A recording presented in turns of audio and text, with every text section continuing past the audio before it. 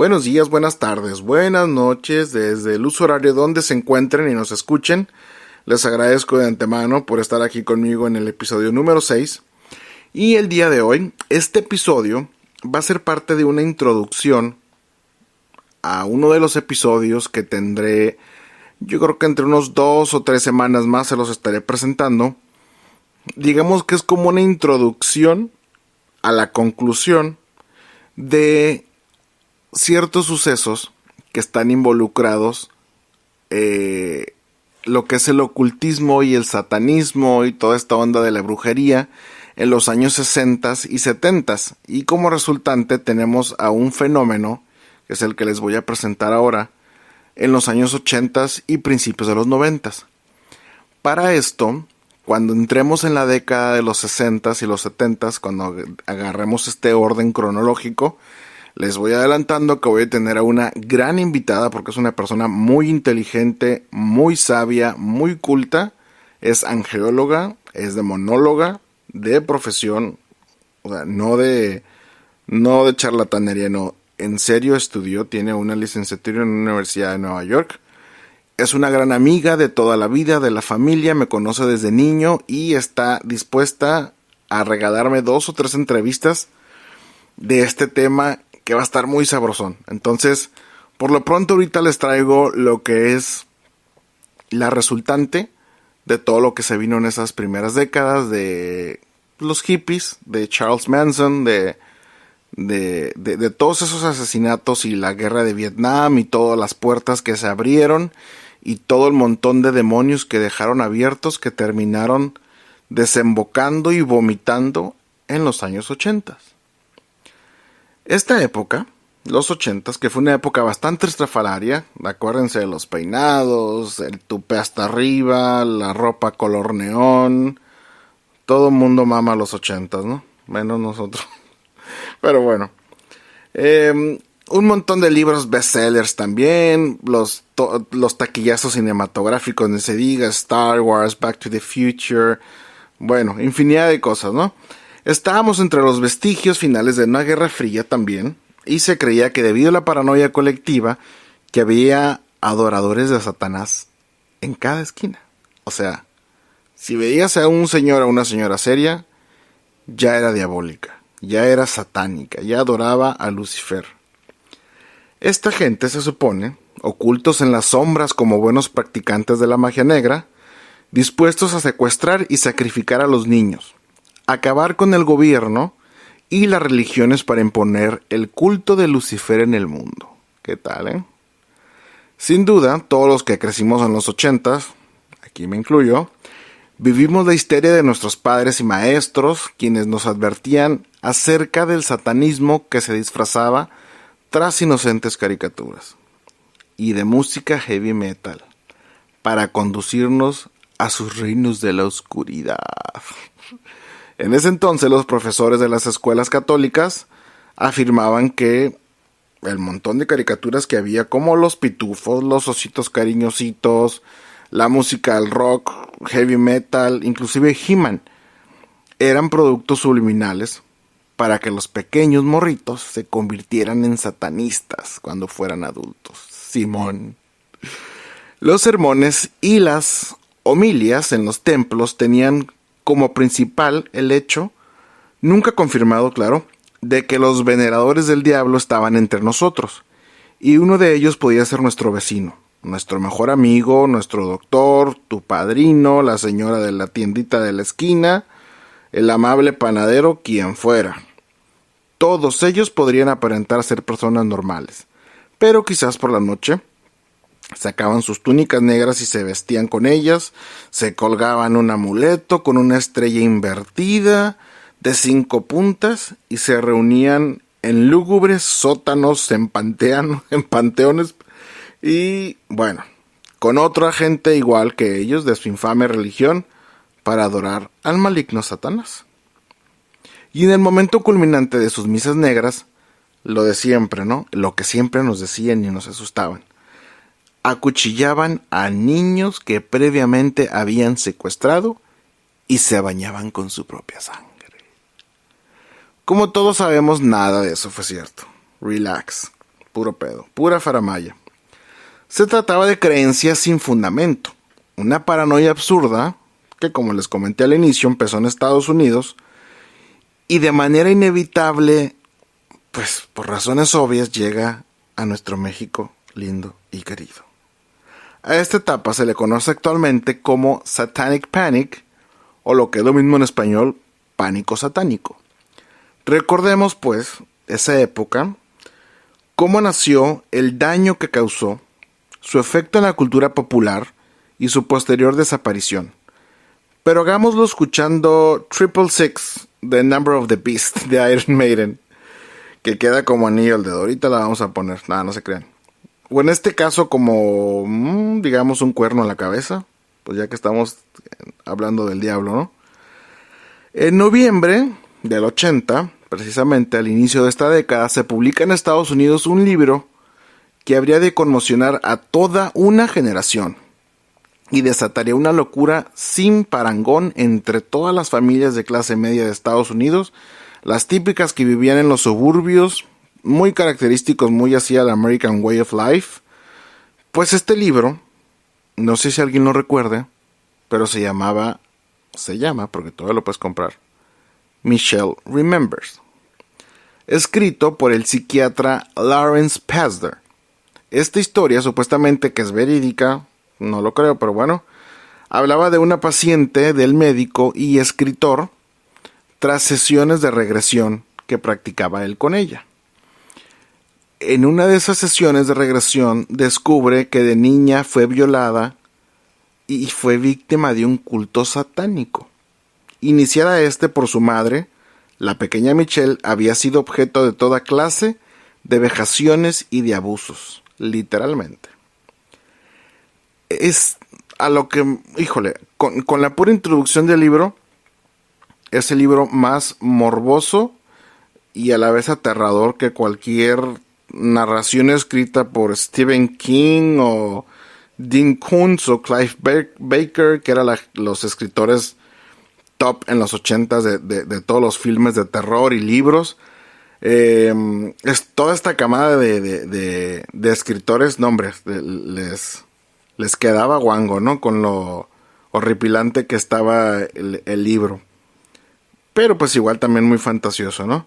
Recordemos también que Stephen King fue de los pioneros en escribir guiones, libros y después adaptaciones para estas películas de terror, como fue en los 80s, como fue The Shining, que sí la dirigió Kubrick y la adaptación fue de Kubrick, pero fue escrita por Stephen King.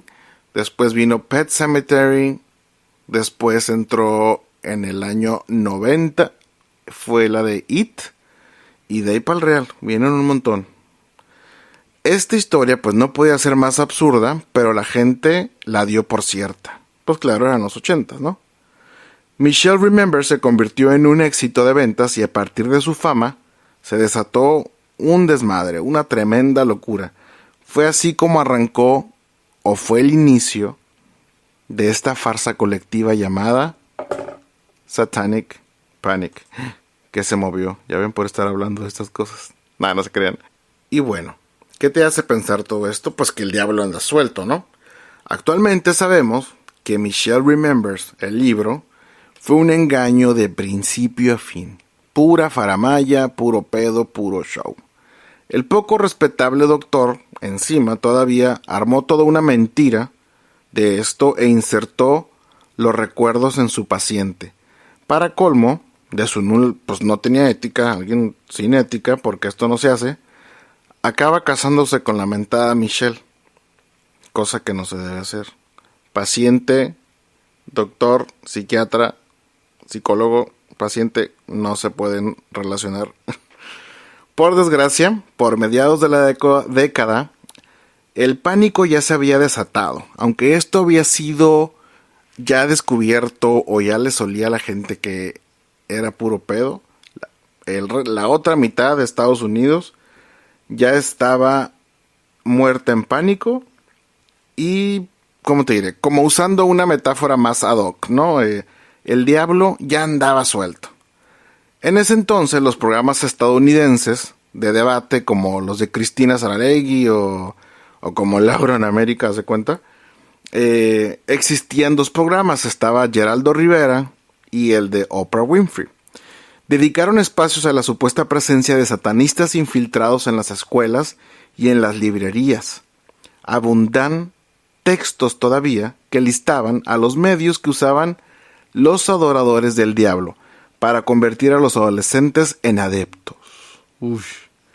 Un charlatán muy famoso de esa época, que fue Phil Phillips, autor de Turmoil in the Toy Box, de su adaptación a documental, que inclusive la pueden encontrar en YouTube, se llama Deception of a Generation, en el que señala prácticamente cualquier elemento de la cultura pop, y ahí es donde sale en un segmento todo ese tema que estamos hablando, pero si lo ves, búscalo, te vas a cagar de risa.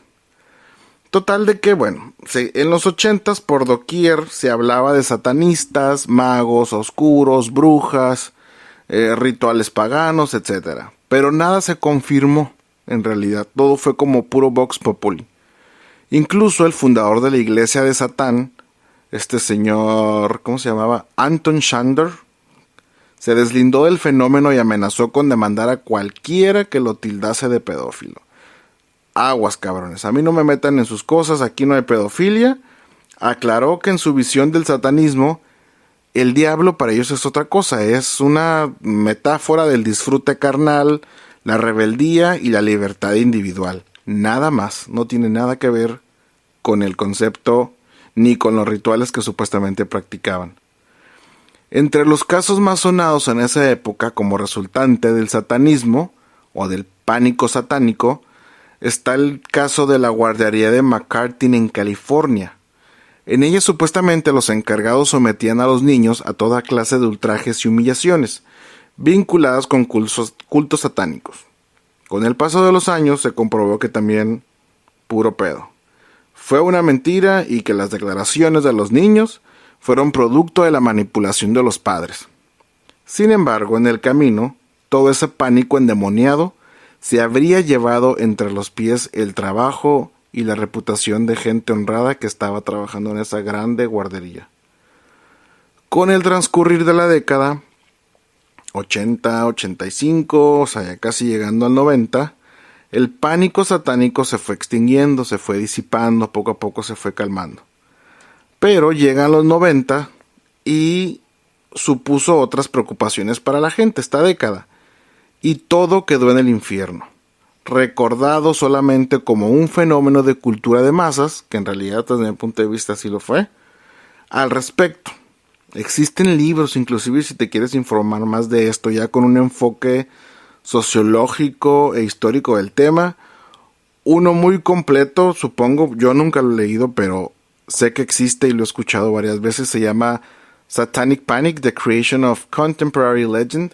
Es de Jeffrey S. Victor. Si te interesa, si adentrarte más en este tema, te recomiendo el libro, no porque lo haya leído, pero sí gente me ha comentado que está poca madre.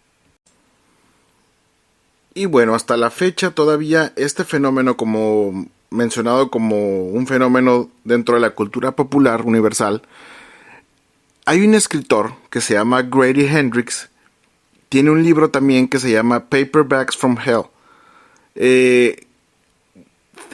Habla sobre el efecto en la cultura pop del pánico satánico que se fue gestando desde los años 60 y 70, que es lo que les comentaba de la invitada especial que vamos a tener. En realidad todo este pedo es resultante de esas 2 décadas. Tanto así que hay 2 cintas clásicas que marcaron cada una de ellas. En los 60, en el 68 fue El bebé de Rosemary y en el 73 El exorcista. Inclusive fíjate qué tantos puertas o canales no se hayan abierto, que en el mismo edificio donde se filmó El bebé de Rosemary fue donde iba saliendo John Lennon y lo asesinan, si no me equivoco, en el 80. ¿Qué tal? Así que nos queda claro lo poderosa que llega a ser la ficción popular en el inconsciente colectivo. Ojo. Así como en la pandemia que estamos viviendo, sabemos que existe, etcétera, pero también hay demasiada información falsa. Hay mucha fake news y tomamos a veces acción de ello. Y es cuando colectivamente vienen las desgracias. Pero bueno, eso ya sería de entrar a otro tema.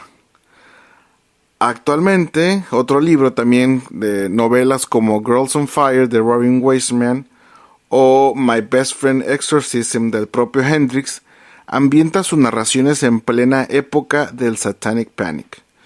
De la misma forma, escritores como Russ Martin se valieron en los 80 de este fenómeno para escribir novelas y forrarse de dinero. Y no nomás era el montón de productores y directores con el que hicieron dinero. Recordemos lo que les mencioné, películas como Evil Dead, que ha sido la película VHS más vendida en la historia del mundo del cine. Se viene toda esta franquicia de Viernes 13, se viene toda esta franquicia de Freddy Krueger, se vienen un montón de películas de terror súper taquilleras, obviamente, pues gracias a este fenómeno. Y de ahí se agarró Hollywood e hizo millonadas y en parte resultó ser bastante fantasiosas algunas de esas películas que la gente pues menos credibilidad le da a esto que es el pánico satánico. Inclusive aquí en México, para no irnos tan lejos, este fenómeno se vio reforzado por el escándalo mediático de los narcosatánicos, un grupo de narcotraficantes que rendía culto a Satán y sacrificaba a sus enemigos en medio de horrendas torturas y rituales diabólicos. Yo me acuerdo en una vez que estaba escuchando en algún programa de esos de chismes, que inclusive esta Lucía Méndez en el 88, creo, 87, ya ven que, bueno, no sé si sepan, pero hizo una novela que se llamaba El retorno de Diana Salazar, que ella reencarnaba y que era como tipo bruja y la habían quemado en la hoguera en otra vida, en la época de la Inquisición, y había reencarnado en esta época y se le ponían los ojos verdes y demás. Creo que a ella supuestamente la amenazaron de muerte todos estos ultraconservadores, la querían matar porque supuestamente pertenecía precisamente a este club, por así decirlo, de los narcosatánicos.